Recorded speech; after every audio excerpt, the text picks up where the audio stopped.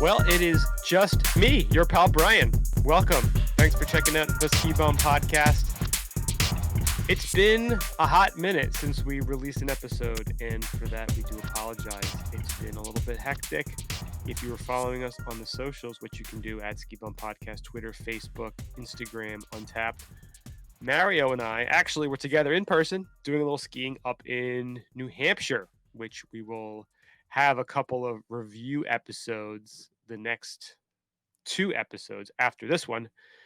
But we wanted to make sure we got this one released because we had this interview just before we went up skiing, and it was with our pal Clark and his business partner Chris, and they started a company called Private Catz, Privatcatz, privatecatz.com, based out of Colorado. They're just west of Denver. Their Jones Pass is where they do this. They actually built out a custom snowcat. It's actually a Polaris Ranger. We get into all the details of it. It's enclosed. It's got a ski snowboard rack in the back. You give them the money. They flatbed this thing right to the trailhead. You go out. You can go cat skiing for the day out at Jones Pass. Really cool product. We think you're going to dig it. So get ready for that interview. But first, thank you so much for listening. We do appreciate it. Check us out, skibumpodcast.com. Like I mentioned before, go to your favorite social media apps. Check us out, Twitter, Facebook, Instagram, Untapped, at skibumpodcast. Send us an email, skibumpodcast@gmail.com. We're also on YouTube. I think it's at Skibum Podcast. It's got some funky URL. So put our name in, you'll find it, or go to the website, link it over there. Big thank you to our sponsor, Terracia, and a big shout out to Mike and Shannon, who we saw when we were up there, up at Waterville Valley, up in New Hampshire last week. It was a great time. I got to ski with them, chatting, beautiful weather, Waterville Valley, awesome. And again, another future podcast episode, we'll be talking about that. But Terracia, check them out. Terracia.com, TERRACEA.com. They have premium cold weather solutions. Their mission is to create best-in-class apparel that can be worn in any cold temperature environment, designed with thoughtful features and fit, and always providing the optimum level of performance for whatever you are doing. They also fully believe in the idea that good products can always be made better and strive to constantly improve, refine, and optimize all facets of their products.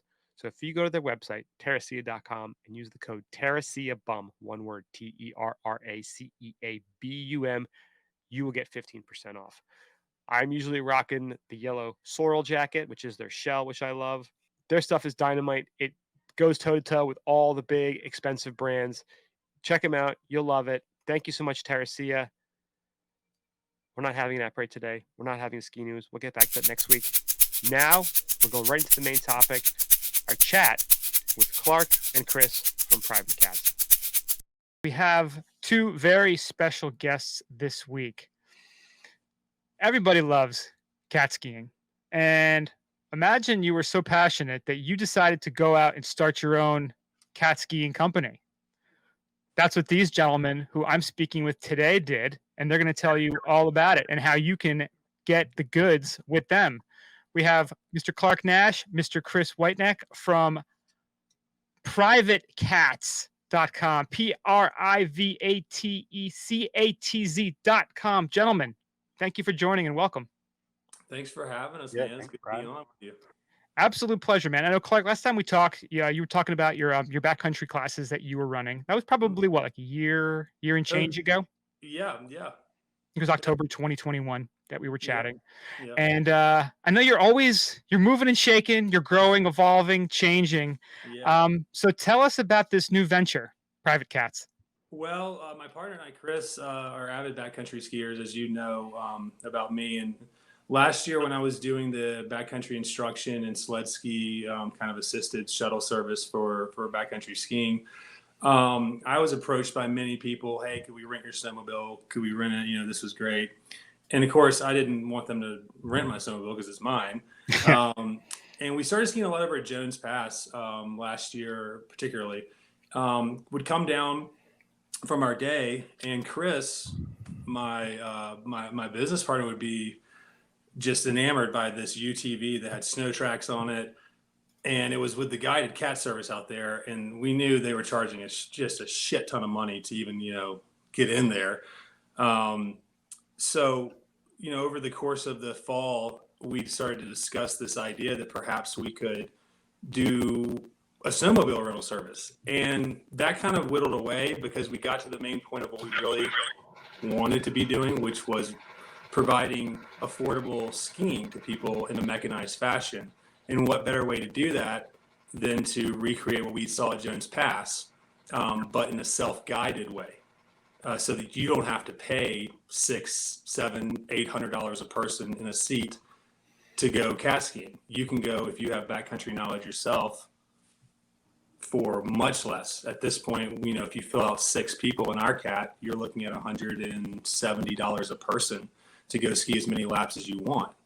So take us through how.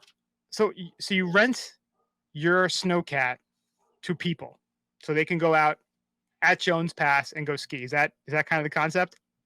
Yeah, and I don't know where we broke up last time, but essentially, this is for individuals who are proficient in backcountry travel, who know how to navigate and route find in the backcountry, but want to take a break from the skin track. They want to get a day where, Chris and I are talking about this. Not a lot of people that backcountry ski are snowmobilers, so they're not going to be inclined to really have any experience in a snowmobile, or really want to go buy a snowmobile and deal with that 2-stroke motor oil smell and all that kind of stuff and the loud noises. That might not be their jam. I get that. But with a 4-stroke enclosed heated cat that travels upwards to 40 miles an hour, as opposed to 5 miles an hour, that's a bit more palatable. It kind of opens up your access to the goods a lot faster. Yeah, it does, in a very non-aggressive way. Yeah. So that's really the big issue here, is that you want to give people the opportunity to take a break from that skin track, but not have to go full bore into a whole nother sport like snowmobiling to understand, to be able to access it. Like, if they can move a wheel and put their foot on a pedal, like they did when they got to the trailhead in their car, and they can drive this.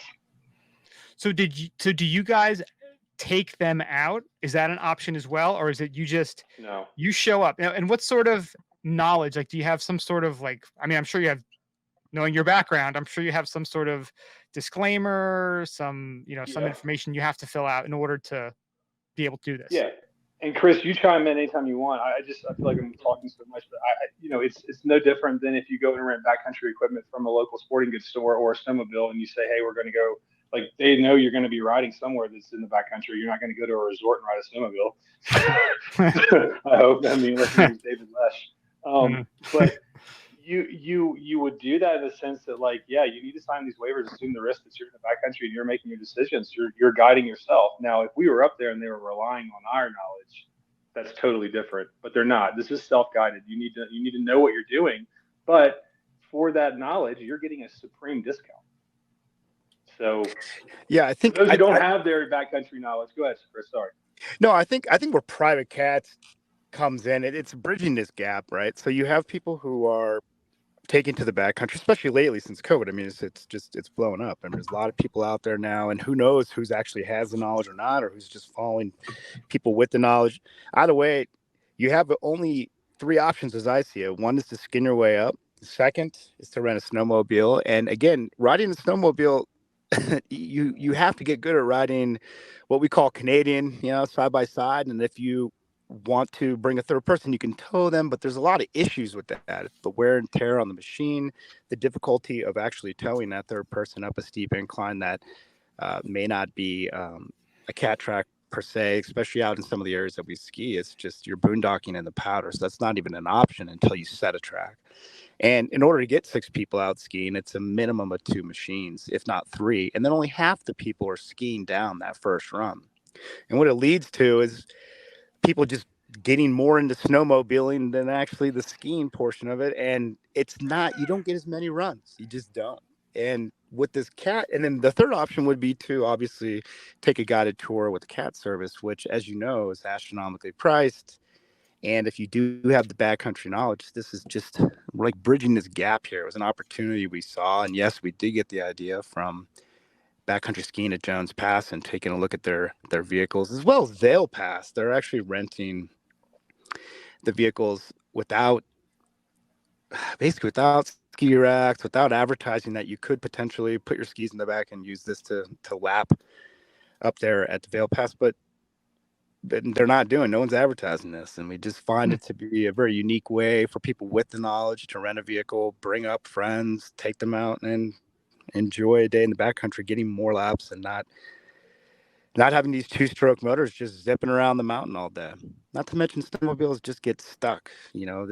Everybody wants to go off the trail. Everybody wants to go explore, and then that turns into an hour or two of digging the machine out. And it's happened to us time and time again. We've gotten good at it, but with the Cat, you're sticking to a track. Of course, you can go off here and there. You don't want to find yourself in too deep a powder, or you will get stuck. But to have 6 people in a warm cabin, just kind of chatting about the last run on their way up to their next, it's just an experience that you can't really get outside of cat skiing with a guided tour. So tell us, what kind of vehicle are we talking about here? And I'm on the website, I'm looking at the pictures. For someone who's just listening and wants to kind of understand. So snowmobile, we all know what those look like. Got the little skis in the front, got the big motor in the back. So this is actually like what exactly is this vehicle? Well, this is a Polaris Ranger Crew, and the Crew stands for it's a 6-person vehicle. Basically, has 2 bench rows, so you can fit 6 in there. This is something that you might see potentially on a farm or at a business that, especially in a snowy area or an outdoor mountainous area, that you would need to. I'm not actually sure what they use them for, to be honest. I've seen plenty of them at ski resorts. People just like cruising around in them. Sure. And yeah, I mean, and with this snow truck technology that's been getting better over the years, this is a utility vehicle, basically. It has a cab in the back or a bed in the back. You can store backpacks or whatever it is you would be needing to store back there. But it lends itself to what we're doing. I mean, it has just enough storage to get 6 people's backpacks and skis. We built a ski rack for it that, to be honest, is actually pretty sweet. I'm looking at the picture on the site. It's like, if you're a skier or snowboarder, it's like what your dream off-road vehicle is. That's like attainable. Yeah, I heard Mario wanted to have like a rolling bar at the ski hill. So maybe we could incorporate his dream idea in our next iteration. We'll call it Mario's World or something. There you go. Yeah, but it's basically a utility vehicle that you see this a lot in the Midwest. People throwing snow tracks on them and taking them down the trail. But I just haven't seen many people out there using them for backcountry skiing. And if you find yourself by a mountain pass that has trails that are already groomed for you, which is usually done by a cat service that would be operating on national forest land, then you can take advantage of that trail and use our vehicle to get 6 people up instead of 3 vehicles to get 6 people up. Yeah, so I'm looking at, I guess, describing to people, it's almost like you had a regular snowcat, a pickup truck, and an ATV combined. Exactly. Is that accurate? Well, this is a UTV. So if you see, being from the South, they have these on a lot of farms. They're like the Kawasaki Mules, but this is the Polaris Ranger. So it's the same UTV. You just throw snow tracks on it and close it, put your heat in there, and then, like Chris said, you fabricate a pretty sweet ski rack, and yeah, you're ready to roll. I mean, we had to do a couple of things with, like, we put 2 winches on there just in case, the front and back winch for 4,500 pound and the 6,000 pound. But like I said, it's very easy, and the turn radius on this is remarkable. Chris and I were taking them up to the upper bowl of Jones, which is like, if you go off the track, you're going down the bowl. Stay on the track, and we had to back it down. And you get to these little spots, and you can turn it. And it's like, wow, this thing, like, it really eats into that turn. It gets you around. It's almost like a pivot. Nice. So I've been really amazed with this maneuverability. So do you guys have just one of these at this point? Right. Yeah, One? we started with one. And initially, we started at Buff Pass, but we did not do all of our homework with the OHD permitting there because we were so accustomed to just riding and seeing them there, and that's not our fault. I mean, but we'll have it ready for next year to do early season at Buffalo Pass. And then Jones Pass is just a good mainstay. It has snow until May, and Nice. it's really above tree line. It's awesome skiing from January on. So let's talk to our customers here. What do we have to do? If you're a customer and you want to check this out, what sort of knowledge do you have to have going into using your service?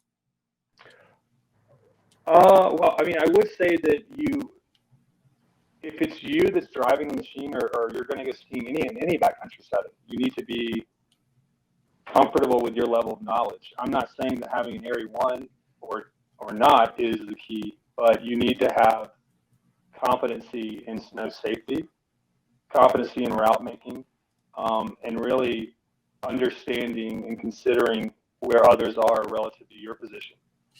All of these things are taught in Area 1, but they're also accumulated through years of backcountry travel. So I'm not saying there's like a matrix that people need to fall into, but they need to have a baseline level of backcountry knowledge and snow safety instruction.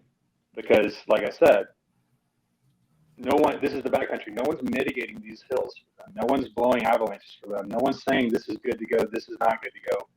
That's on you.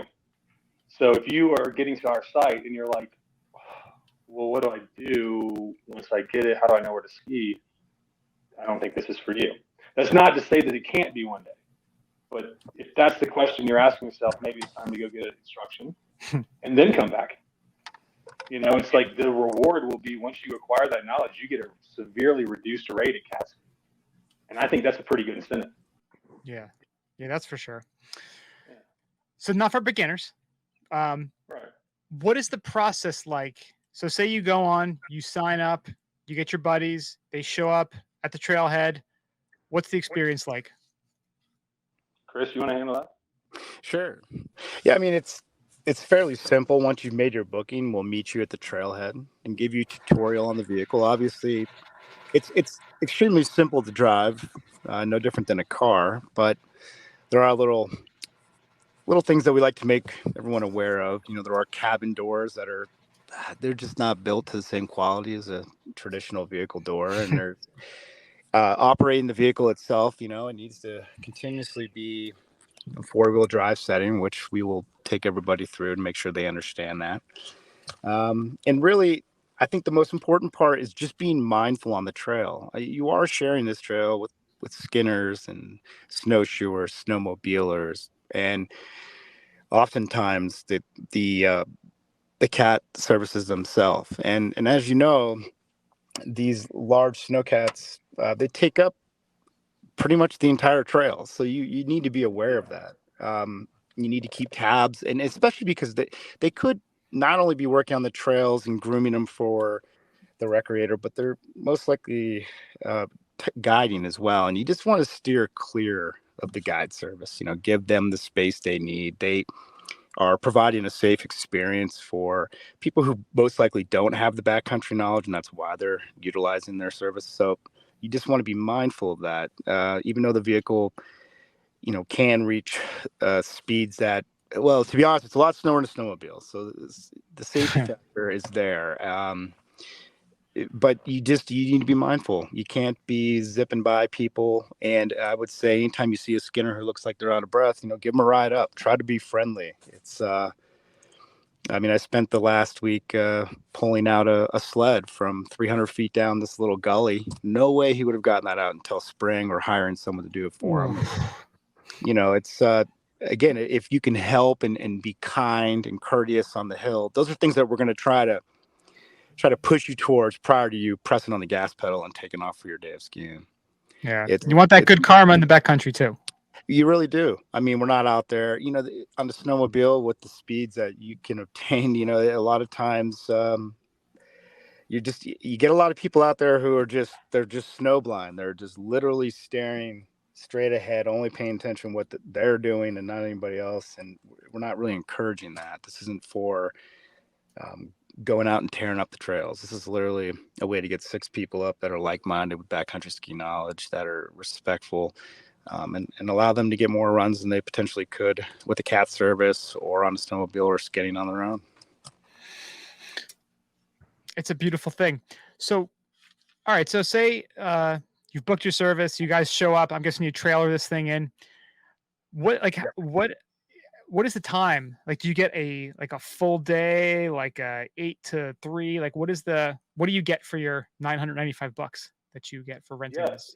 it's all day. I mean, you need to be there at like 8:30.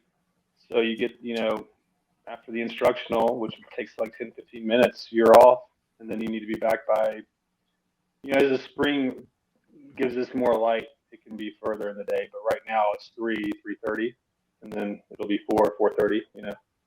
But I mean, what's really going to be cool is to see this thing in the spring, like late spring, when we have daylight till 6. Yeah. You can go ski all day. Yeah. Yeah. So from where you guys, like, do you guys have a like a map for folks, like a certain, like, hey, you might want to go, 2 miles this way or a mile and a half in, and then over here, this is an ideal bowl to jump into, or like, do you guys have any guidance? Well, we can't guide. We're not guiding, so we can't offer information or advice that they would rely on. But what we can do is, we tell them, like, stay on the trail. And once you stay on that trail, you will see different zones all over. And the trails lead up to the top of the bowl. You drop your people. You need to go back down to the bottom of the bowl and pick them up. Or you go all the way down to the bottom of the tree line run and pick them up, however they want to link up their runs.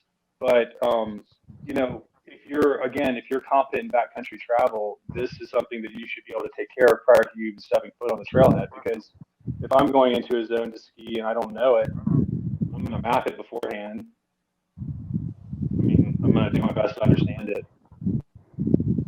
So, Yeah, but we can't give them that kind of information because we're not guides. It's self-guided. You got to kind of do it yourself. It's a bit of a gray area when it comes to the rentals. You don't want to provide information that could lead to somebody injuring themselves. And there are plenty of apps and knowledgeable people on the slopes that can guide you if you haven't been there before. We recommend Cotrex, which is a great GPS map, and you just literally place your phone on the dash there. It'll show it very similar to a ski resort. And there's also, if you were to Google Jones Pass Guides or any other backcountry service that's operated there in the past, you would find maps that you could use to navigate, at least there's trip in advance. And there's Front Range Schemo. Like, that's a really popular website. What is it? Front Range Schemo. Oh, okay. Yeah, that's a really popular site that tells you about all the backcountry areas around the Front Range that have been sort of like popular zones and like where to go. And there are, like Chris was saying, there are other guidebooks. I've not seen a guidebook specific to Jones.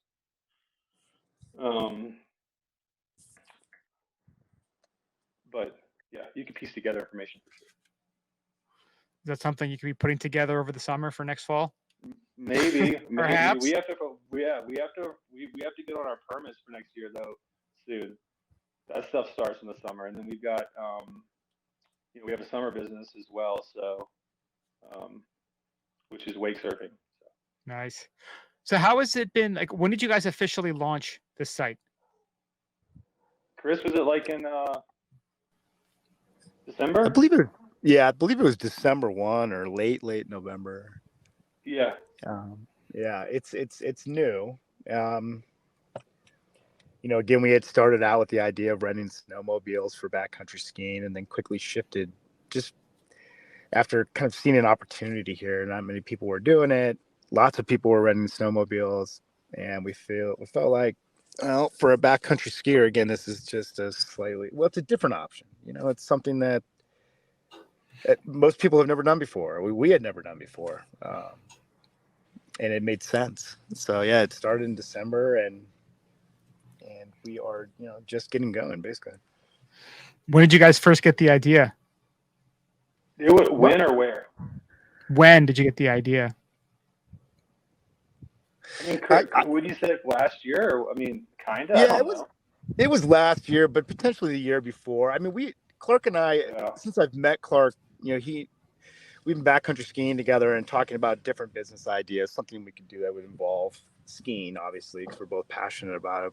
Mhm. I think 2 years ago is when I first saw a UTV with cat tracks. I had never actually seen one operate before, and I was just curious, extremely curious, to know if it could be used for backcountry skiing. And up at Vail Pass and in the town of Frisco, they rent these machines. Again, not really advertising to the backcountry skiing community, but it just made complete sense. With the ski rack, this thing could be perfect. And so Yeah, I it's guess just, I mean, it's amazing how few people can actually afford to go cat skiing.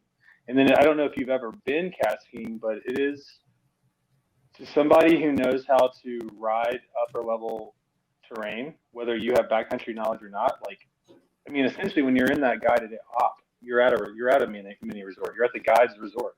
You know, they're mitigating for you through their knowledge. They may not be blowing stuff up, but they're telling you because they know, don't go there, we're going here. So like you're not worried, you're just skiing, you're ripping, but they're telling you how to do it, right? They're telling you where to do it. They're telling you when to do it. And you're doing it with people you don't even know. And it's just like, you're paying $800 for that. I mean, the most annoying thing in the world is when they say after you paid them $800, don't ski too far away from that powder line right there. And the reason they tell you that is because they want to save the powder for the next clients they have. Yeah. And it's just like, well, what? This isn't unique to me. It's just about getting my money and pumping me out. Pretty much. Yeah, that's a Yeah. really good point. Yeah. Yeah. This seems almost like it's like the boss level of backcountry powder Yeah. hunting. Yeah. Yeah, man. It's like, well, we don't have helicopters around yet, So. Yeah. Private drone kind of picks you up and drops you off. Gosh. Oh, we've talked about that. That's Yeah, dude. Give it 5 years, right? yeah. Jetpack. My kids will be operating private drones. There you go. Yes, that would be ideal. Give it time. Mm-hmm. So this sounds very cool. How has business been so far? I know it's always tough launching a new business. What have you guys been doing to get the word out? Yeah, Chris, you go ahead, man. You got that. It's been tough initially. I mean, again, any new idea, especially when you're operating right next to a cat service that does groom the trail. They have the permit for the National Forest, and in turn, they are responsible for creating and maintaining the trails for backcountry recreators. And, moving into their territory, it's been a little difficult. We're trying to create good relationships with these people, let them understand that we are not guiding, and that we respect the mountain as well and what they're doing. Obviously, we couldn't be there, but business is tough. The marketing of this has been not quite sure. We haven't quite found our groove yet. There's obviously a lot of platforms that we're looking into, and some of the pricing on that is a little astronomical. And as of now, it's more of like a grassroots or guerrilla marketing program. We've spent, I'm skiing today, and any chance I get, I do bring up this company we started with anybody on the mountain. And even at Jones Pass, we've picked up skinners. We've used Facebook and Instagram, and now we're looking at different publications. And we had an article written about us in this steamboat. I believe what was the name of the paper that? Steamboat Pilot. A Steamboat Pilot. So we're working towards it. It's slow.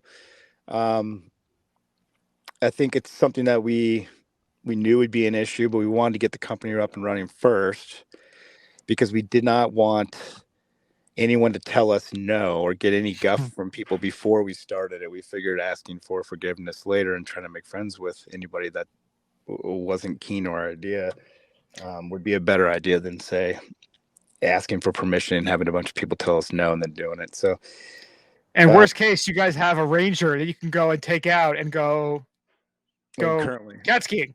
Yes, and that's So and you that's what we win do. every way. Yeah, we do. Yeah. And, we're about to run a promotion here to get people interested. I know that when you first see the price, $1,000, it might put you off a bit because let's face it. I mean, if you're not in a dual income household and making decent money, skiing is a very expensive sport, and we are not trying to get rich here. We are literally trying to provide people with an affordable experience. So I think once that word gets out and we've found a groove with some sort of marketing campaign, maybe people will catch on. It'll become busy. I mean, it'd be nice.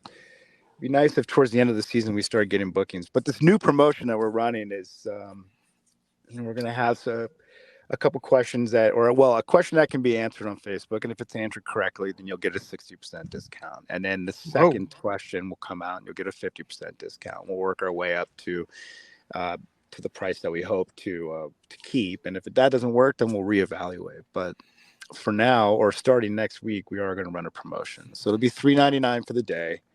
No different than a typical one-day rental at $9.95. So we will see if this works. Maybe it'll help get the word out. I think when enough people hear about us, the word should start to spread on its own, hopefully. Yeah, you guys should also too, like just you guys could post like some like mockery pictures, like the pictures of like the price tag of like a lift ticket at Breckenridge or something, or the lift lines at Vail. Be like, you could have avoided all this, I know. like stuff like that would probably be good. And also on your website, put it like a one of those comparison images where it shows like price of cat skiing and show like, like one of the first price, then show like number of runs, terrain that you could only ski in this lane versus, what private Catz offers. We offer this price and you can have this many people, which equals this per person and this many runs. And at the bottom line, like price per run, $12 per run versus going to a resort doing the cat skiing and it's $160 per run. Yeah. The one issue we run into though with marketing is that, like Chris was saying earlier, a lot of those people who do the traditional cat services wouldn't be savvy in backcountry instruction. So you know what I'm saying? So like if they wouldn't necessarily be someone we would be comfortable having our machine out with. So we've had to really walk a fine line between blasting this at the resorts, just like showing up at a resort and being like, look, here it is. Hop in, let's go. Right. Like I really want to go do that. But the other consideration is, well, our end client or end user is somebody that's not necessarily that person. There may be at Berthoud Pass above Winter Park, or there may be down at Silverton skiing for the weekend that requires you to check for beacons, so everybody there skis backcountry. Or maybe they're at Jones Pass, or maybe they're at a backcountry meetup or something like that. So it's been a little difficult kind of honing in on that particular demographic, even though we know who they are. It's like, where are they? Yeah, it's almost like you gotta kind of like blast everyone, but then kind of like whittle it down. Maybe that's right. Yeah, maybe maybe so. Get the word out and then be like, all right, maybe this isn't for you. But are you guys doing any sort of guiding anymore? Or are you just strictly doing this? No, and I think what we could do is honestly work with guide services, pass it off to someone else. Be like, hey, these guys would be perfect for your service. So kind of extending that olive branch. Leave that service. Come back and see us in a year. Come back to us. Yeah. So I was thinking maybe we do something like that, but as Chris was mentioning, some of these guides, like, you got to approach it in a way that's conciliatory and somewhat like deferential almost, because they expect it. Yeah, you kind of have to grease the hinges of progress, right? Like, kind of, I'm from Jersey, so you gotta pay the vig in a way, right? Yeah, that's right. That's right. Well, I mean, again, maybe I'm the target market, but like something like this just for me sounds incredible, especially if you can get 5 other buddies together. I mean, what, $170, $180 a person if you break it down? Yes, 170 is like, what was it, Chris? Like 168. Yeah. Yep. Right around there. Tax. I mean, that really is. Again, you could. What's a lift ticket at Vail now? $230, $240. I mean, yeah, you get your Epic. It's ridiculous. Pass or your Icon Pass for It's for 1,000, I think now. Yeah. But say you went to the window, had to go buy Well, I a mean, lift ticket. All right, a single day lift ticket for Steamboat on a weekend is $269. And that's, I mean, you can either buy it instead of buying. It's not. It's just not. It's not palatable. It's gotten ridiculous. Oh my God. And everybody wants their money up front nowadays. You know, with these season passes, but it's just, you know, what about somebody who's That's what it passing is. through? The season pass has really allowed for us not to look at these prices so crazily. It's like, well, yeah, it's $269. So just get your pass. Yeah. That was the marketing scheme. Yeah.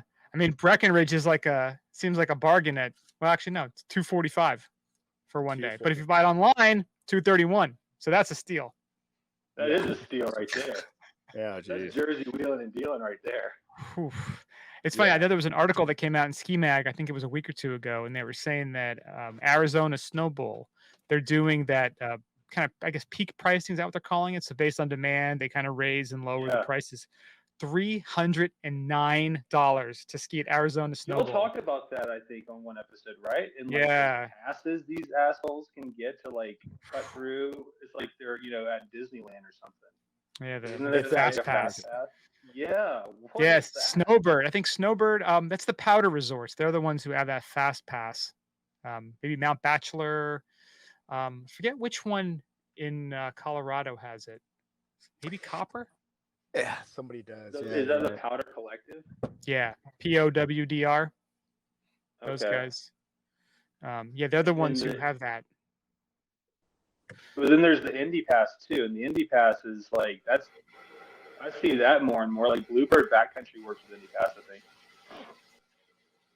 Bluebird. Oh yeah, they just added them this year, which is pretty cool. So, yeah, we just we had Doug Fish on, the guy who created Indy Pass, a couple months ago, and they're really, I mean, they've got a lot of resorts on there now. I mean, for $269, I think it was, if you bought it early on, you get 2 days at any of the resorts that are part of it. I mean, it's a monster deal. Yeah, that is pretty good, man. I wonder if Loveland would ever get on that, because Loveland's like, they're kind of, they're an independent pass.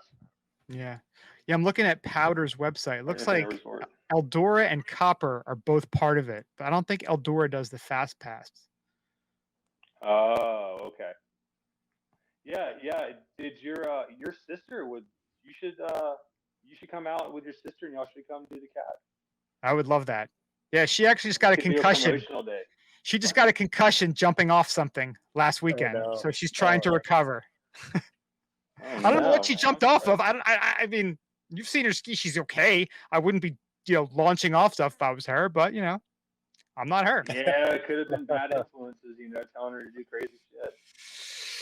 Yeah, she's the guy she's dating is a pretty badass skier. So that's probably what it was then. There you go. Yeah, try to impress him.